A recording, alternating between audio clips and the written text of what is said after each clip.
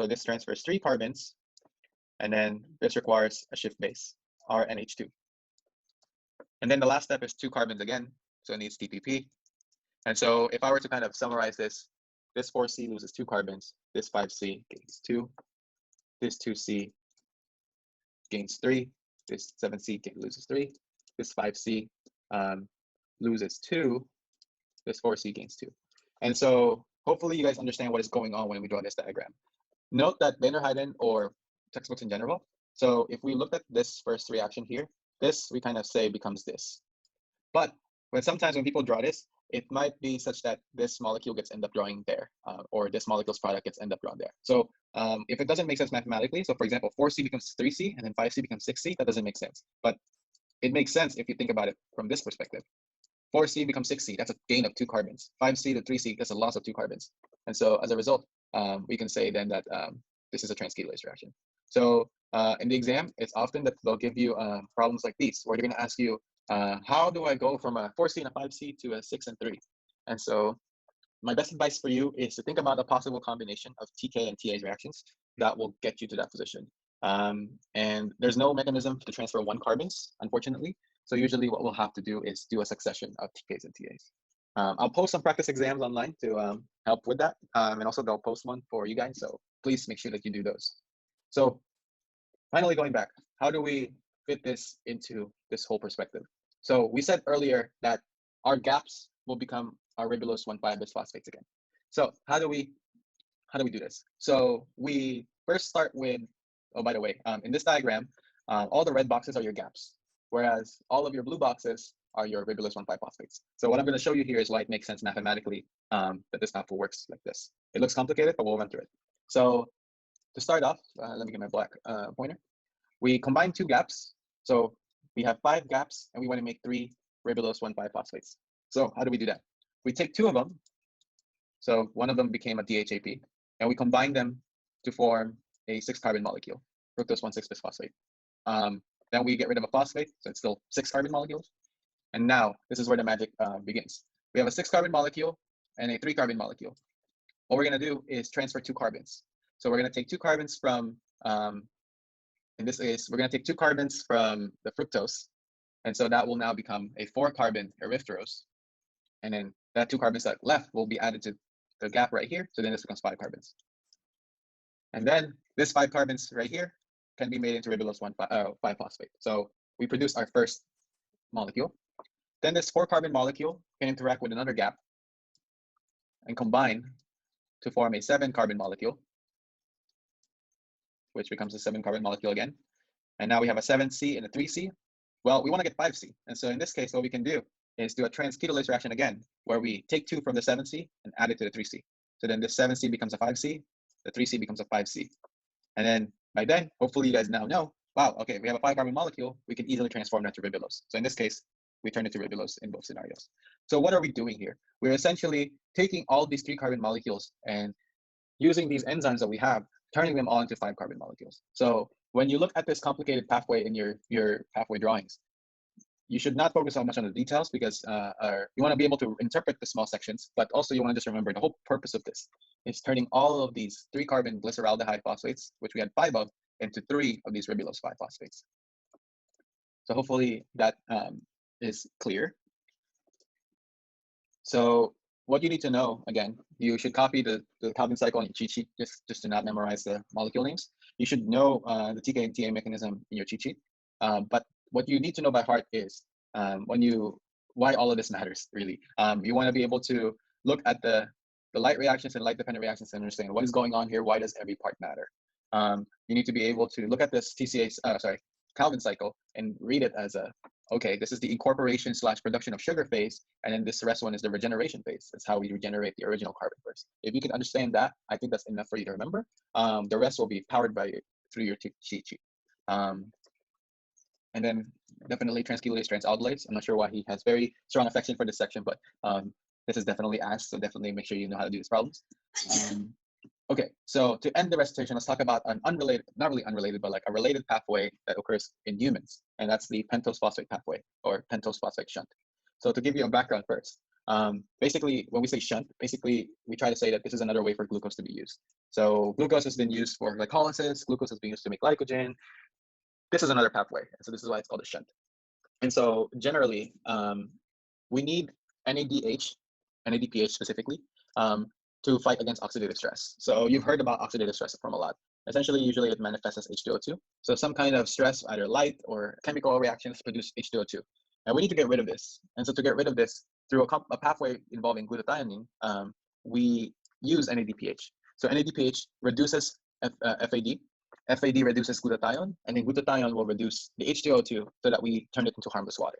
So this gives us the idea that NADPH is a critical molecule to protect us from oxidative stress. So not only is it useful for plants when they make photosynthesis, but it's also useful for us because we want to produce NADPH to make molecules, but also to defend ourselves from oxidative stress. And so this pathway is important for that purpose.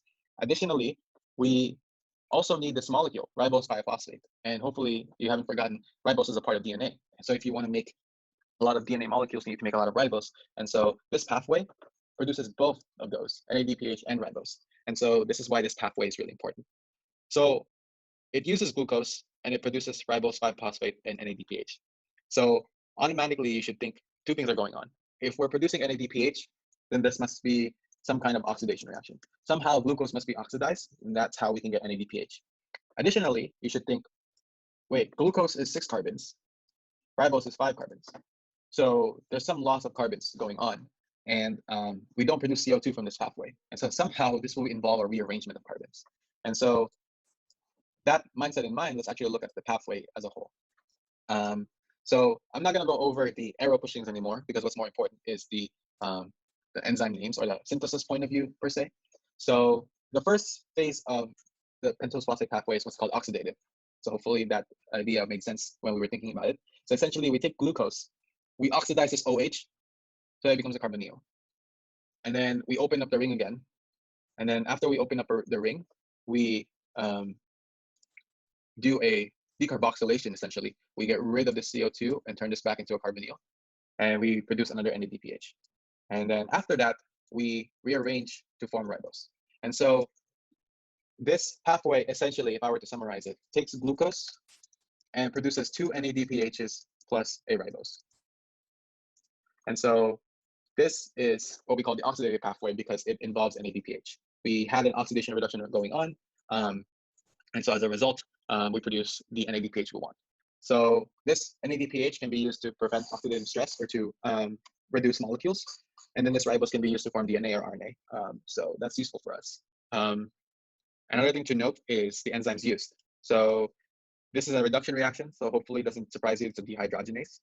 This second one, specific one, is called lactinase. This is the only time you're ever going to see this one. This next reaction involves a reduction. So it's called dehydrogenase. If you're wondering why it's not called decarboxylase, I'm not sure either, but they emphasize the reduction, I guess. So that's why they call it dehydrogenase. And then lastly, this is a ketose turned into an aldose. So hopefully you recognize that as isomerase. So these pathways have the mechanisms you already know, except for this one. But you don't need to know the exact arrow pushing for this one. But hopefully you remember this through the products. So, okay. We've effectively turned glucose back to ribose and produce NADPH. So this should be done. Our goals that we mentioned earlier are already accomplished. We produce NADPH and we produce ribose. So what else is left for us? Well, actually, what's left for us is the fact that this ribose can be cycled back into glucose. So a lot of people like to call this the pentose phosphate cycle because all of these products that we had can be turned back into glucose. So how do we do that? To accomplish that, we have what's called the non-oxidative reactions. So basically, whatever is not producing NADPH. So through these series of reactions, we're going to turn the ribulose 5-phosphate that we made earlier and turn it back into glucose. And so essentially, I'm going to run through this pathway with you guys, and then we're going to do the accounting afterwards. And you're going to notice that all these enzymes are the same that you've seen before. So in the first step, we take ribulose 5-phosphate, 2 of them specifically, and turn one into ribose 5-phosphate and one into xylulose 5-phosphate. So in this case, this one reaction right here is a isomerase reaction. Another one is an epimerase reaction. So in this case, ketose to aldose. So this makes sense. This is isomerase. So keep in mind the color codedness. And then this second one, the only difference is a stereoisomer. So this is an epimerase reaction. Okay, after we've turned 2 of these into these 2, this is a 5-carbon, 5-carbon. We're going to do a carbon shift. We're going to transfer 2 carbons from one to the other. And so as a result, you get 3 carbons and you get 7 carbons. Afterwards, we're going to do a transfer of 3 carbons between each of them. So in this case, we're taking 3 from this, so that it becomes 4 carbons. And we're putting it there, so it becomes 6 carbons. And then lastly, we're going to take another ribulose 5-phosphate, make a cellulose 5-phosphate, and do a shift of 2 carbons, so that this becomes 3 carbons long, and then this becomes 6 carbons long. And then from there, this, and this, hopefully you'll recognize, can be turned back into sugar. And so what you should read from this is that, wow, we can turn 5-carbon sugars back into 6-carbon sugars by rearranging carbons together. Additionally, what this should make sense to you is that sometimes when we do the oxidative pathway, sometimes the need for NADPH is not equal to the need for ribose. If you have a high need for NADPH, sometimes your ribose will just pile up, and you don't want that. And so if you don't want the ribose to just pile up, you can just rearrange the riboses back into glucose. And so that's the whole point of the non-oxidative pathway. It's to allow the ribose to go back into the glucose form. And so to make that make sense mathematically, because you're probably thinking, how do we go from 6 carbons to 5 carbons and 5 carbons to 6 carbons? It makes sense to view it from this perspective. So essentially, in every single one of this, bear with me as I write down, all of them went through a oxidative phase. Oops. So all of them went through the oxidative portion of the reaction. And so I'm going to symbolize that as this black arrow. All of them went through the oxidative pathway. So all of them were turned from a 6-carbon glucose into a 5-carbon ribose. Now, from there, also these. So from there, we should think about how many riboses do we have? Essentially, we have 1, 2, 3, 4, 5, 6. 6 of a 5-carbon molecule. And so if you have 6 of a 5-carbon molecule, that should give you 30 carbons. So we want to make sure that we're not breaking the law of conservation of mass. So we have 30 carbons to start with.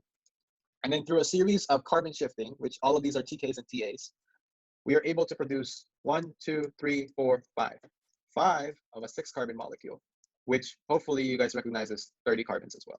So there's no net change in carbons. We're not carboxylating anything, but we're using this thing called the non-oxidative pathway to essentially recycle 6 riboses to be turned into 5 glucoses.